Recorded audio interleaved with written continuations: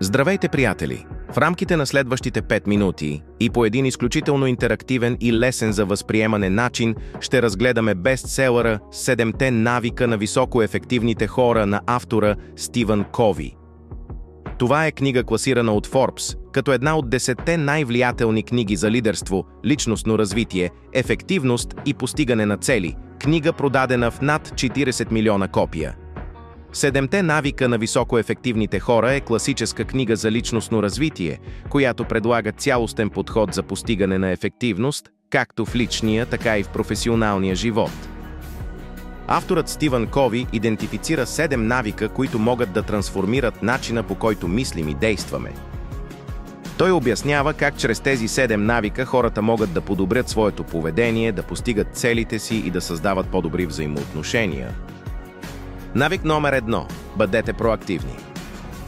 Поемайте отговорност за собствените си действия и реакции. Проактивните хора не обвиняват външни обстоятелства или другите за своето състояние. Вместо това, те разбират, че имат власт да контролират своето поведение и емоции, независимо от външни фактори. От ключово значение са изборите, които правим ежедневно, и как нашите реакции влияят на живота ни. Проактивността се състои в осъзнаване, че ние определяме нашето бъдеще, а не обстоятелствата. Навик номер 2. Започнете с крайната цел. Този навик насърчава ясното дефиниране на личните и професионалните ни цели. От ключово значение е да имаме ясна визия за това как искаме да изглежда животът ни в края на деня, годината или кариерата ни. Визуализирайте крайния резултат и планирайте стъпките, които трябва да предприемете, за да достигнете тези цели. Като знаем къде искаме да стигнем, можем да планираме и действаме по-ефективно. Навик номер 3. Поставяй най-важните неща на първо място.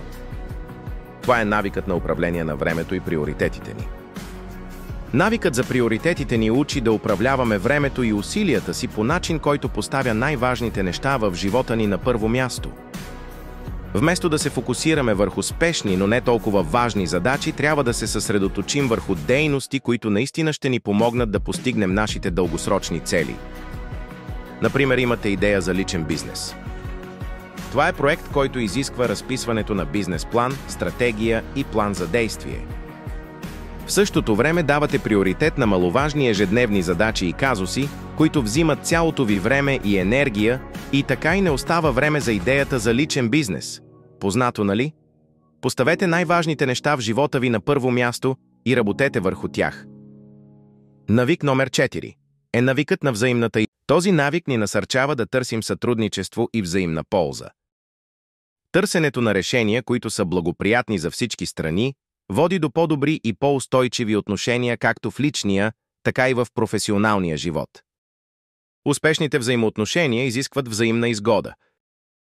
Когато ние хората работим за постигане на обща полза, ние изграждаме трайни партньорства и сътрудничества, резултата от които е успех след успех.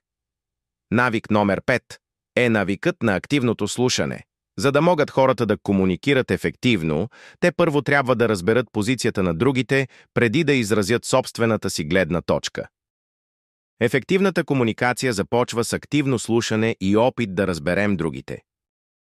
Това означава да слушаме активно, да се поставяме на мястото на другия и да се опитваме да разберем техните нужди и чувства, преди да отговорим или предложим решение.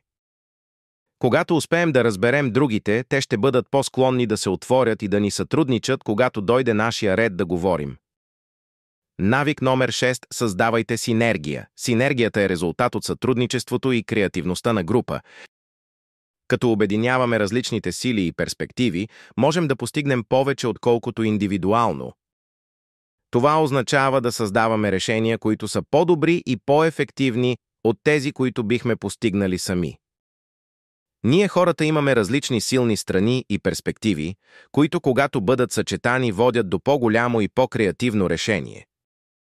Синергията е сътрудничество, което води до резултати, които не могат да бъдат постигнати от един човек.